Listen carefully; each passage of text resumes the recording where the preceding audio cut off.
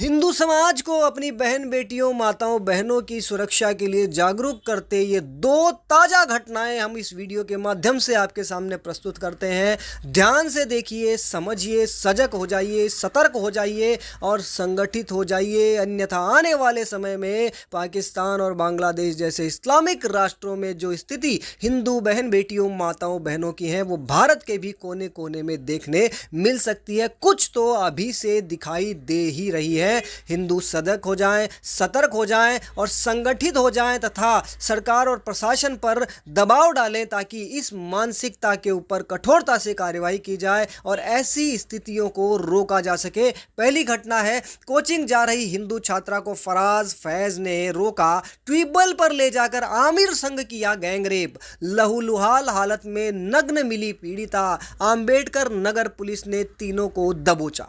ये घटना उत्तर प्रदेश के अंबेडकर नगर की है, जहां दो मुस्लिम लड़कों ने कोचिंग जाती हिंदू लड़की को उठा लिया और उसे अपने ट्यूबवेल में ले जाकर अपने एक और दोस्त को बुलाया और तीनों ने मिलकर बारी बारी उससे गैंग रेप किया। और जब लड़की ने विरोध किया तो उसे गालियां दी। क्या गालियां दी?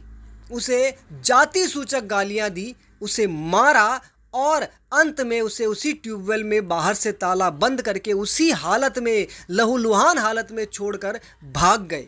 आप सोचिए ये कैसी स्थिति है कि क्या हमारी बच्चियां अब अकेले कोचिंग भी नहीं जा सकती, कहीं नहीं जा सकती, बाहर जिहादी ताक में बैठे हैं और वो हिंदू बच्चियों को उठाकर अपनी हवस का शिकार बनाते हैं क्योंकि उन्हें शायद इससे कोई सवाब या कुछ मिलता होगा जिस कारण वो ऐसी हरकतें करते हैं। अब दूसरी घटना पर ध्यान दीजिएगा। तो दूसरी घटना है, चमारों की लड़कियां मजे के लिए होती हैं। 42 साल के जुनैद ने नाबालिग से किया रेप, समझौता नहीं करने पर आरिफ जमीरुद्दीन ने परिजनों को दी हत्या की धमकी।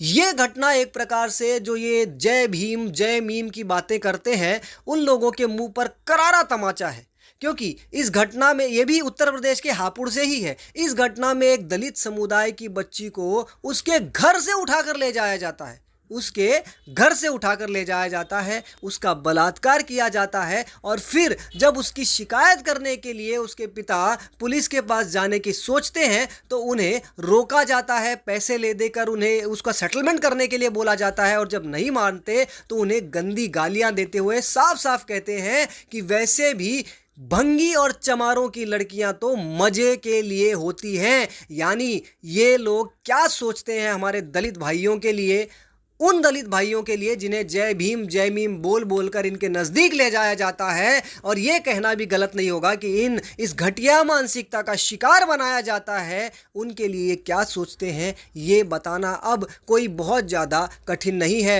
हिंदू समाज को ऐसी घटनाओं को नज़रअंदाज नहीं करना चाहिए। आज ये घटनाएं किसी और बहन बेटी के साथ हो रही है, कल को ये किसी के भी साथ हो सकती है। और आप देखिए, कोचिंग जाती बच्ची को उठा ले गए, घर से बेटी को उठा ले गए। ये वो घटनाएं, ऐसी घटनाएं हैं जो इस्लामिक राष्ट्रों में हुआ करती हैं, लेकिन इस भारत जो कि एक स्वतंत्र देश, जो कि एक सेक्युलर देश कहा जाता है, कहने को सेक्युलर देश कहा जाता है, वहां इस प्रकार की घटनाएं सामने आना बेहद शर्मनाक है। लेकिन इसका कारण कहीं न कहीं हमारा हिंदू समाज भी है जो सजग नहीं है, सतर्क नहीं है और संगठित नहीं है, जिस कारण इस प्रकार के ये हैवान हमारे बीच रहकर हमारी बहन बेटियों का शोषण करते हैं, हमारे बच्चों के गर्दन काट देते हैं और न जाने कैसी कैसी घटनाएं सामने आ चुकी हैं। लेकिन फिर भी हमारा हिंदू समाज जागने को तैयार नहीं। अगर नहीं जागोगे तो इस प्रकार की घटनाएं जो कि बदायूं में हुई, जो कि हापुड़ में हुई, या फिर कहीं की भी मान लो जहां बच्चों की गर्दनें काट दी जाती हैं, हमारे बच्चों को मार दिया जाता है, बहन बेटियों को उठा ले जाते हैं, माताओं बहनों को उठा ले जाते हैं,